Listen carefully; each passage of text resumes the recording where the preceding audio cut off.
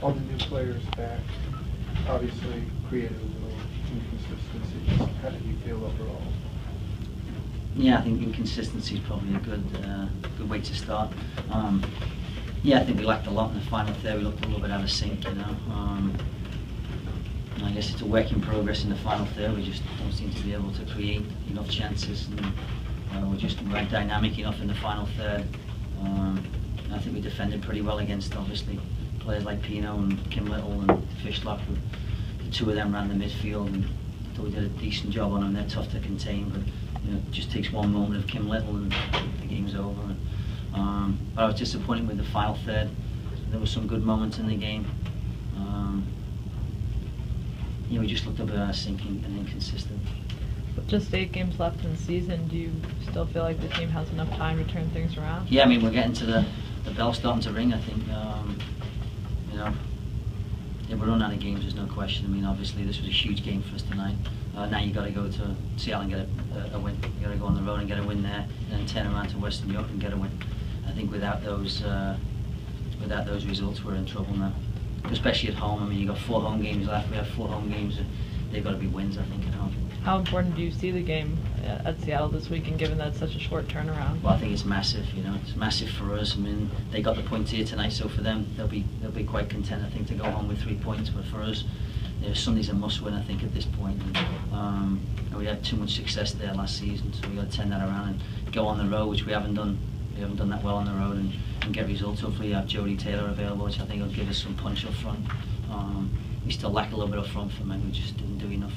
In the midfield at their moments of okayness and tackling and winning balls, but just distribution first half. I mean, the last 20 minutes of the first half, we just turned the ball over and could never get up the field. Kat and Emily could never get up the field. I think second half we started to get up the field a little bit more, but didn't create enough.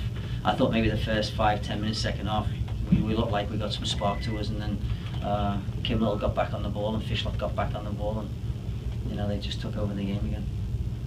Well, for the players that were at the World Cup, is the pressure any different coming back into Portland, and how do you get them mentally on the same page with the rest of the squad and up to date with the situations going on? Yeah, I think it's different players, different perspectives for each of the players who've been to the World Cup and how much they played in the World Cup.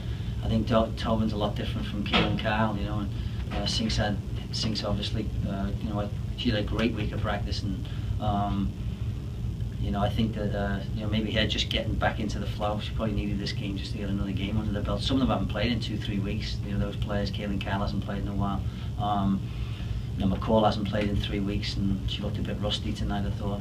Work rate was excellent, but just not. We weren't tight enough on the ball. Puckenhorn obviously hasn't played a game since before the World Cup. She got injured right before the World Cup. So we've got to get her fit. She's probably about 80%, 85 fitness-wise. And you got to get Jody fit, and the back line's been pretty well. Steph Catley, I think, slotted in. She played last year, so hers is pretty easy to do. She's probably 80% too. She's carrying a knock still, but we have no choice but to try and get them in the lineup as fast as possible. But my job's to put them together and put them on the field, and I felt pretty confident coming in. They played the game last weekend on Sunday, and that lineup that went out tonight was the lineup that went out Sunday. And they played really well and looked sharp, looked dangerous in the final third. And come game time today, we just didn't look that dangerous in the final third. So it's back to the drawing board. Tobin seemed really fired up, getting on the ball a lot, getting a lot of early touches. Yeah. How happy were you with her performance and how she was driving the game? I'd like to see her create a little bit more. I thought she was. She's our spark plug. They have Kim Little and they got Fishlock. We have Tobin, and Tobin's. When she gets, you can see the anticipation in the crowd, and even on the bench too. Everyone gets anticipated something's going to happen. But they doubled up quick on it tonight a lot of times, and they got good support in behind her. And you just gotta. Tobin's coming off a heavy World Cup, but she was. I think if we played last Saturday, she would have played.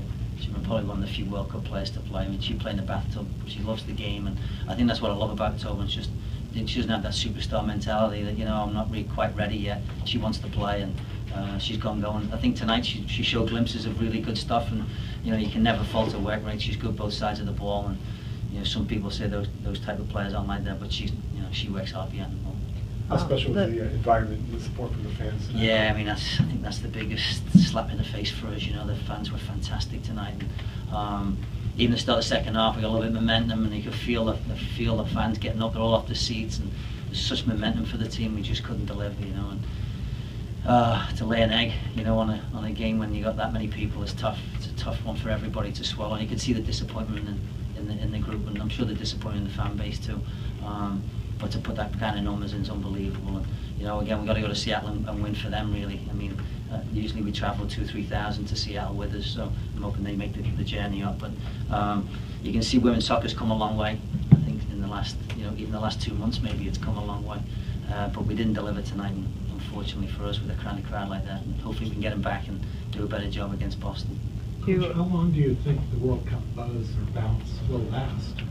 In Portland or in other cities? Both. I think in Portland, the buzz is soccer. It's a soccer city, and it'll always be here. I think you know, the women's side of it here has grown and grown. And I know Merritt probably, you know, 2 years ago wasn't quite sure how it was all going to work out, and I think he was probably shocked to see the kind of numbers crowd-wise we brought in tonight. And I'm sure absolutely delighted. I think it's been a massive feather in his cap, and Gavin too, for the two of them to see the crowd get to such big numbers. But the true test of the World Cup is probably not this year, it's probably in the season ticket sales for next year for all the clubs, and you have to take us out of that. We're an anomaly when it comes to that. So but you know, with Boston, Chicago, these places that have got a huge boost right now, can they deliver season tickets and stuff? And hopefully for our sport, I know everybody's working out, the teams are working hard to get it done, and you know, we're all in this together. Our job's to entertain, our job's to put teams out in the park that people want to come and pay money to watch, and put them in suitable stadiums for people to watch. And I think that's the next step for everybody, and you know, hopefully they can do that, the whole league.